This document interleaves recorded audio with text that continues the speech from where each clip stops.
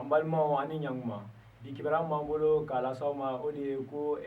ataki dɔw kɔni kɛra an ka jamana kɔnɔna na kunnafoni y'a yira k'a fɔ kɔni ko kunu Ɔnbori n'o bɛ Mopti mara la binkani kɛra an ka finitigiw kan yɔrɔ fila la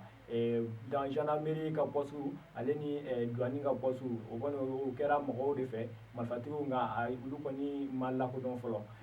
kunnafoni y'a yira k'a fɔ ko ni maakɔfɔlen ninnu kɛlen k'u ka walejugu in kɛ k'u ye mobili ni minɛn caman kɔni k'u ye ta don olu la nka ko mɔgɔ kɔni o ma sa ni ataki ninnu na o tɛmɛnen ka bɔ yen fɛnɛ an sɔnko ni ale bɛ Gawo mara la yen kɔni fɛnɛ an ka sɔrɔsiw ka mobili dɔ tɛmɛtɔ o kɔni o yɛlɛla min kan ni o ye bɔn jugu ye min bɛ bila dugu jukɔrɔla la o kɔni mobili explosera o senfɛ an ka sɔrɔsi kelen o kɔni o sara ani fila kɔni o fɛnɛ joginna o tɛmɛnen ka bɔ yen fɛnɛ an b'a yira la fɛnɛ k'a fɔ ko an ka jamana kɔnɔ hali bi mɔgɔ kelen kɔni o minɛna kunun an ka faaba yɛrɛ kɔnɔ Bamakɔ yan k'a d'a kan ale kɔni a minɛna k'a sɔrɔ a sen bɛ drogue ko affaire dɔ de la kunnafoni y'a yira k'a fɔ kɔni ko ni maakɔfɔlen ko maliyɛn tɛ k'a bɛ bɔ Malawi de a minɛna Bamakɔ Senu aéroport la k'a sɔrɔ a ka valise kɔnɔna na ko drogue jugu ni a bɛ f'o ma ko héroïne ko kilo 12 ko o de tun bɛ a ka valise kɔnɔna na ko ni y'a ta k'a jateminɛ kɔni ko nin drogue in kɔni k'a valeur yɛrɛ bɛ se ka t'i da fo